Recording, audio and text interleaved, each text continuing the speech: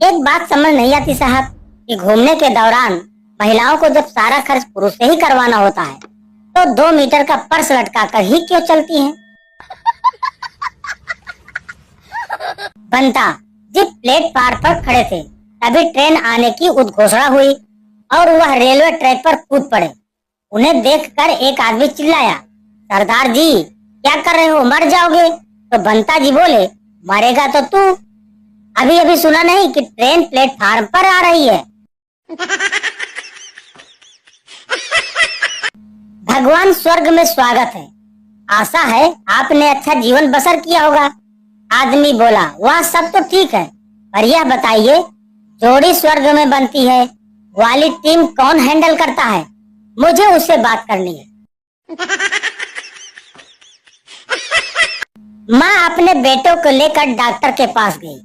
माँ, मेरे बेटे को सुबह से बहुत खांसी हो गई है। लेडीज डॉक्टर बोला, बेटा लंबी सांस लो। बेटा, ओके मैडम। लेडीज डॉक्टर, कुछ महसूस हुआ बेटा? शरारती नजर से बोला, आपका डीओ बहुत ही करारा है मैडम। डॉक्टर साहिबा बेहोश। इंडिया भी कमाल का देश है साहब, 100 लगाओ तो पुलिस आ जाती है, 100 दे दो तो चली जाती है।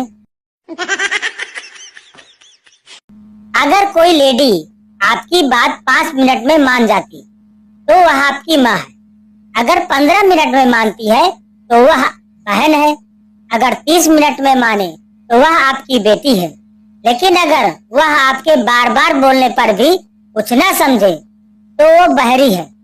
हर बात में बीवी को बीच में लाना सही नहीं है। झगड़ा करवाओगे क्या?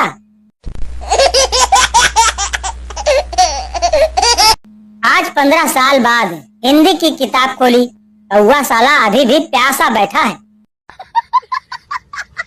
एक पार्क में पति पत्नी बैठे थे, वहाँ 2 कुत्ते भी बैठे थे। एक कुत्ते ने दूसरे को किस कर दिया। पति बोला, जानू अगर तुम बुरा न मानो तो मैं भी। पत्नी बोली, ठीक है जाओ, पर जरा संभल कर, कुत्ता है कहीं काट न ले। भाई मच्छर काटते क्यों हैं? कप्पू, क्योंकि वह छोटे होते हैं, थप्पड़ मार नहीं सकते। कभी बारिश में स्कूल न जाने वाला लड़का आज आंधी तूफान और सुनामी में भी ठेके तक पहुंच जाता है। प्रपोज तो मैं भी कर दूं, दोनों घुटने जमीन पर रखकर, पर डर लगता है साहब वो कहीं छाती पर लात न मार दे। राजू नाम में कछो नहीं रखा भैया। पप्पू, क्यों, ऐसा क्यों? राजू, अरे हमारे पड़ोसी का नाम शंकर है और तांडव उसकी पत्नी करती है। पेंसिल के छिलके को दूध में डालकर उसे रबर बनाने वाले वैज्ञानिक और भी है, यह सिर्फ मैं ही था।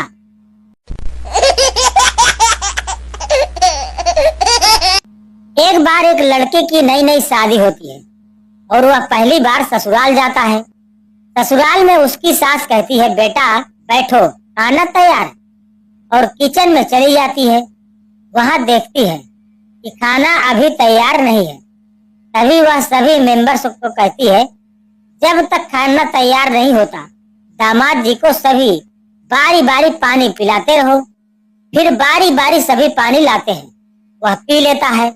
सभी बार बार पानी लाते हैं, वह बार बार पानी पी के तंग हो जाता है और जोर से चिल्लाता है, जल्दी से खाना ले आओ, बे पानी अब अटक गया है। यह बात आजादी से पहले की है, जब भारत पर अंग्रेजों का राज था।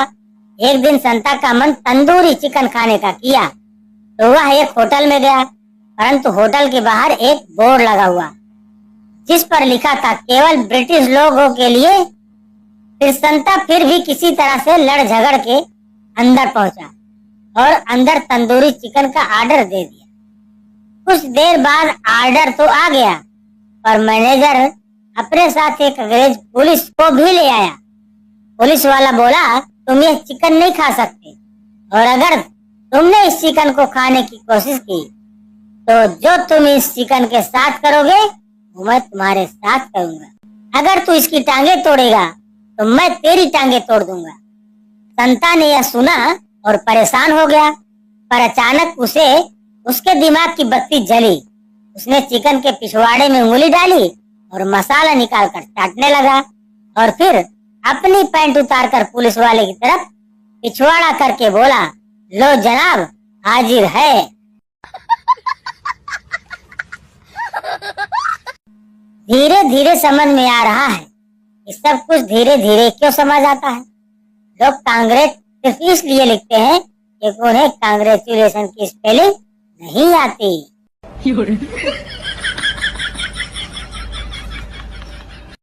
फेसबुक पर आता हूँ मैं 5 मिनट के लिए, लेकिन पता नहीं चलता भाई साहब कब 5 घंटे बीत जाते हैं। चलो सब अपने अपने बाबू सोना की वो एक अदा बताओ जिस पे आप मर गए, तबाह हो गए, लुट गए, बर्बाद हो गए। हमसे कौन दिल लगाएगा साहब, हम तो गरीब लोग हैं, आटा भी पानी से गूंथते हैं। दुनिया में अच्छे इंसान की तलाश में मत निकलना भैया, क्योंकि मैं घर पर ही हूँ। ना सामने रखकर भी न खा सके और नींद आते हुए भी न सो सके, वो बीमारी कौन सी है? यही जो हाथ में पकड़े हुए हो। फिल्मी धुन पर रामायण की पार्टी के बीच अचानक एक घनघोर गर्जना हुई और एक चमत्कार हो गया। एक राक्षस प्रकट हो गया। वहां लपलपाती आग उगलती जीभ और खून में सने उसके लंबे नुकीले दांत उसे भयानक बना रहे।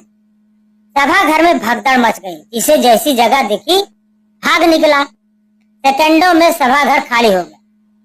पुजारी जिसके निर्देशन में पाठ किया जा रहा था भागने वालों में प्रथम था, परंतु एक व्यक्ति निर्विकार बैठा हुआ राक्षस गरजते हुए उसके पास पहुंचा और पूछा, तुम जानते नहीं मैं कौन हूँ? उस व्यक्ति ने कहा, हाँ मैं जानता हूँ, तुम कुंभिपाक नरक के राक्षस हो। राक्षस ने गरजते हुए आग उगलते हुए फिर पूछा, तुम्हें मुझसे डर नहीं लगता? उस व्यक्ति का जवाब था, नहीं, बिल्कुल भी नहीं। राक्षस का गुस्सा अब आसमान पर था। देवता भी तुम्हारी रक्षा नहीं कर पाएंगे मूर्ख। यह बता तुझे मेरा भय क्यों नहीं है? उस व्यक्ति ने उसे शांति से जवाब दिया, मैं पिछले 25 वर्षों से शादीशुदा हूँ।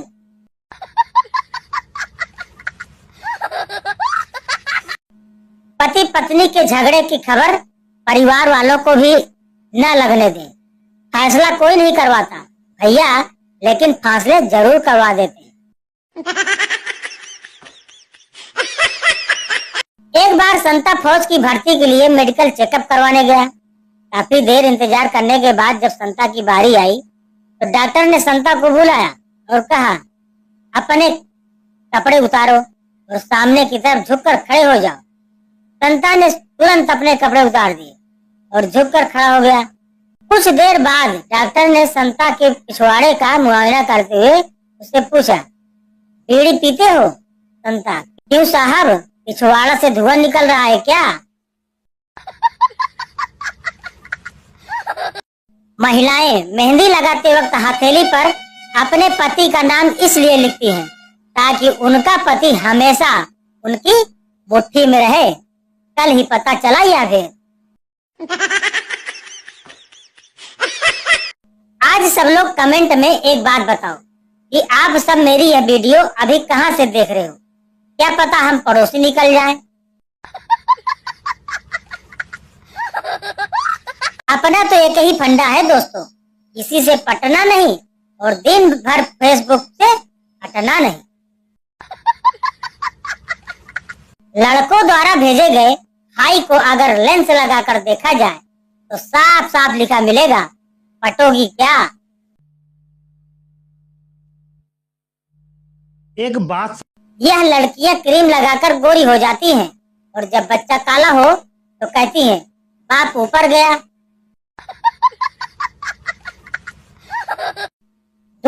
पीला दुपट्टा ही दूंगा उसको, क्योंकि लाल दुपट्टा उड़ जाता है हवा के झोंके से।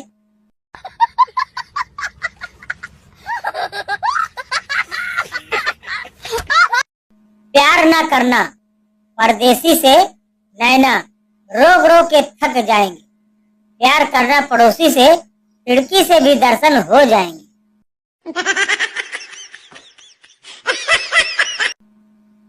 एक औरत ने हिरनी का मटन पकाया। बच्चे ने पूछा, यह क्या चीज पकाई है? औरत नाम नहीं बताऊंगी, लेकिन हिंट देती हूँ, जो सही जवाब देगा उसे चॉकलेट दूंगी। और शर्माते हुए हिंट दिया, यह वो है जो तुम्हारे पापा मुझे अक्सर प्यार से कहते हैं। तभी एक बच्चा चिल्लाया और बोला, मत खाना मत खाना, पक्का कुतिया पकी है। एक बात समझ नहीं आती साहब कि घूमने के दौरान दुकानदार, चाचा कौन सा मोबाइल दिखाऊं? चाचा, नोट 3 दे दो। दुकानदार, चाचा लावा वगैरह ले लो, नोट 3 समझ में नहीं आएगा। चाचा, अरे नहीं बेटा, वो नोट 3 ही चाहिए। दुकानदार, पर नोट 3 ही क्यों? चाचा, क्योंकि उसमें कान खुजाने के लिए डंडी आती है ना। शादी की सभी विधियां पूरी करके पापा ने बेटी को डोली में बिठाया।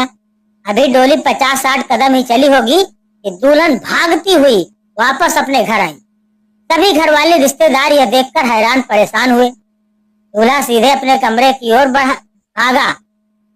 माँ पीछे पीछे गई और पूछा, बेटी आखिर हुआ क्या है? इस तरह पहली बार घर वापस आ गई।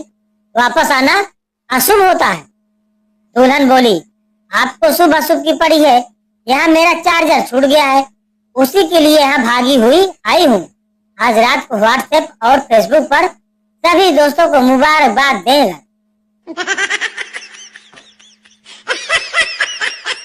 बहू रोए जा रही थी। सास ने पुचकारते हुए पूछा, क्यों बेटी रो क्यों रही है? बहू बोली, क्या मैं चुड़ैल जैसी हूँ दिखती हूँ? सास बोली, नहीं बिल्कुल नहीं।